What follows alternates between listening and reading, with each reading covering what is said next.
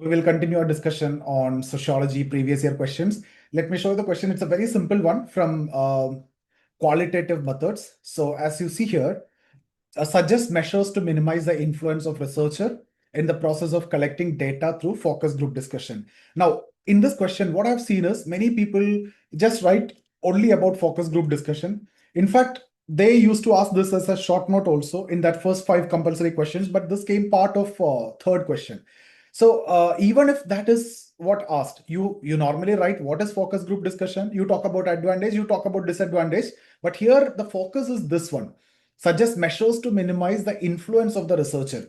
Now, even if this is not asked, if simply they are asking about this only, still write about focus group discussion, advantage, disadvantage, how the researcher's influence can affect, and then you need to again give suggestion to reduce that, even if it is not asked. But here it is explicitly asked, right? So the core demand of the question is basically you have to give how researcher influence can be biased, right? So you need to tell what is focus group discussion, advantage, disadvantage, and the keyword that you need to address. So the question fundamentally asking you about, a lot of things that we already had a discussion: bias, reflexivity you need to bring in, and objectivity in qualitative research. That debate is coming again.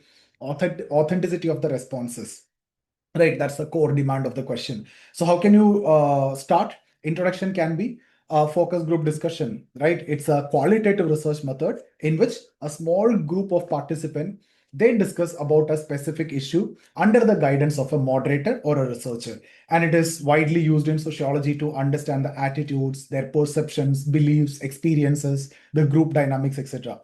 But since the moderator is there and he actively guide the discussion, there is always a possibility that the researcher's behavior or his assumption or his bias or his values or his understanding or with his presence itself can shape the participants' response, and it can lead to the response of the participants also, right? Now you also need to tell why it is very important that researchers you need to minimize researchers' influence, and then we will tell them measures.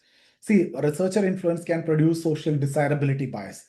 It can go with suppression of the dissent, because you may not get expressive scenarios, distorted responses, or leading answers. I may ask questions which are leading in nature, and unequal participation.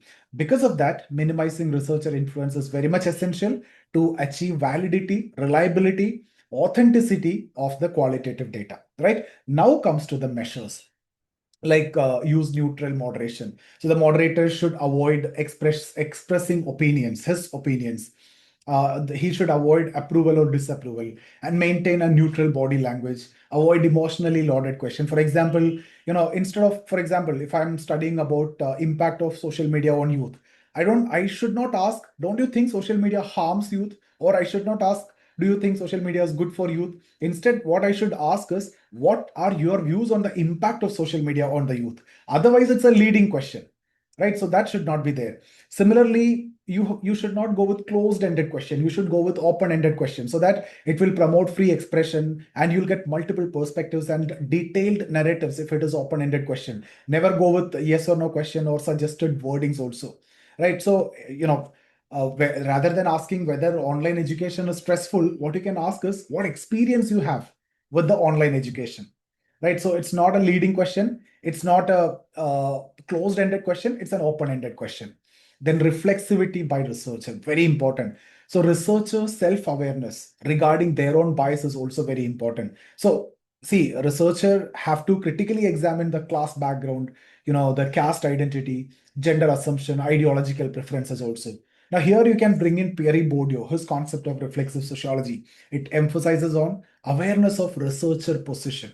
That's again a very important theoretical enrichment which you can bring here. And then you can tell, like, build rapport and trust, right? That the participant should speak honestly only when there is a psychological safety exit.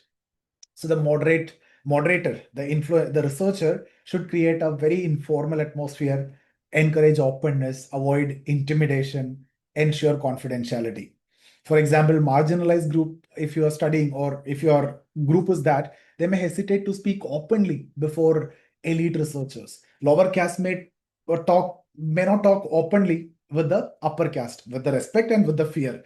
So trust building and bringing that rapport is very much essential to get the actual understanding. And you need to ensure homogeneity wherever it is necessary.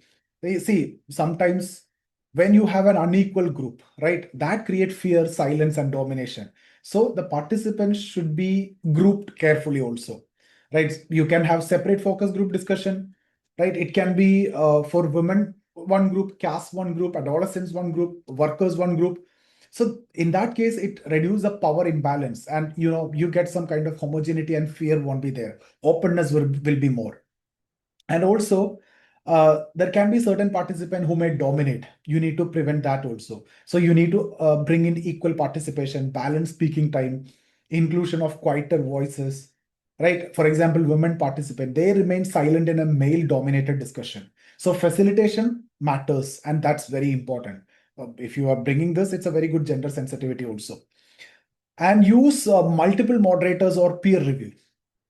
You can have the research findings can be cross-checked through co-moderators or peer debriefing and collaborative coding. So that will again reduce the subjective interpretation. Then audio video recording instead of selective note taking. So that will again avoid researcher bias.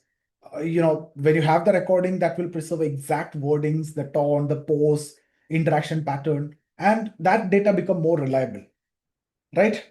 Triangulation method, like that means you use multiple methods along with this: interview, observation, surveys, documents, along with focus group discussion. That's something which you need to mention. Norman Denzen emphasizing on triangulation for improving the credibility. That's a very good, excellent value addition if you can bring in that towards the end. In fact, you can use that in any method also towards the end. Again, cultural sensitivity is very important. Researcher must have to understand language, customs, symbols, local context. Insensitive moderation may distort the responses. For example, urban researchers studying the tribal community without actually understanding the culture of them may unintentionally shape the discussion, right? Very important anthropological relevance it is. Also, try to avoid maximum the power hierarchy between researcher and participant. We discussed this multiple cases also. Researcher should avoid appearing like authoritative or judgmental or academically very much superior. That create hierarchy, and that won't be good. So here you can bring in feminist researchers like Anne Oakley. She argued for reducing hierarchy between researcher and the researched.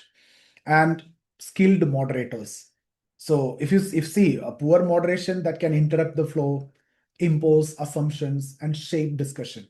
So the moderator must be trained, something which you can bring, and maintain ethical standards. Participants must be informed about the purpose of it, confidentiality, and voluntary participation, right? So that's something which you can bring in. You can bring in now the challenges in completely eliminating the researcher influence. Like complete neutrality is impossible in research. Researcher always influence framing, interaction, and interpretation. So that's an epistemological point that we have already discussed. And the presence of moderator alters behavior. Participants may modify response because they know they are being observed. So that's the Hawthorne effect which you can bring in. And the cultural linguistic differences. Researcher may unintentionally misunderstand the meanings and impose external interpretation. That's something which you can bring in. So here you can add thinkers like Max Weber, bring in Verstehen, Bourdieu, Reflexivity, Norman Denzen, which I've mentioned already, Triangulation, and Oakley, non-hierarchical research, right? Hooks, that's for ethics, and Herbert Blumer, symbolic interactionism, you can bring in. And in case of contemporary relevance, that's the scoring area. See, today this focus group discussion is used for market research, election studies, policy analysis, gender studies, digital sociology, and online focus group discussion through Zoom, social media, right, various other platforms. That again may create new challenges like moderator visibility, digital hierarchy, platform influences, right? This is a very good contemporary link. So it's a very simple question. You just need to tell what are the areas where a researcher can influence, why it should be reduced, and how it should be reduced. So all the three: what, why, and how. Along with what is focus group discussion, advantage, disadvantage, what is it, why is it, and how it should be reduced.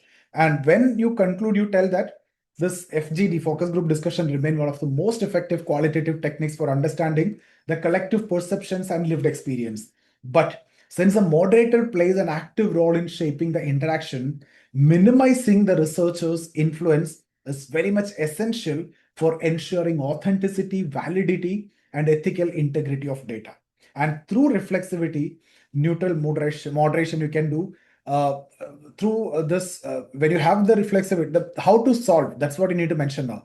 Reflexivity, proper neutral moderation, triangulation, and cultural sensitivity and participant-centered approaches, researcher can significantly reduce bias and improve the credibility of qualitative research findings. And when you conclude towards the end, you tell that in qualitative sociology, the goal is not to completely eliminate the researcher's presence, should be there, but conscious and reflexive management of its influence, right? So that's about qualitative methods. So that debate and discussion is over, and that's a very good answer also.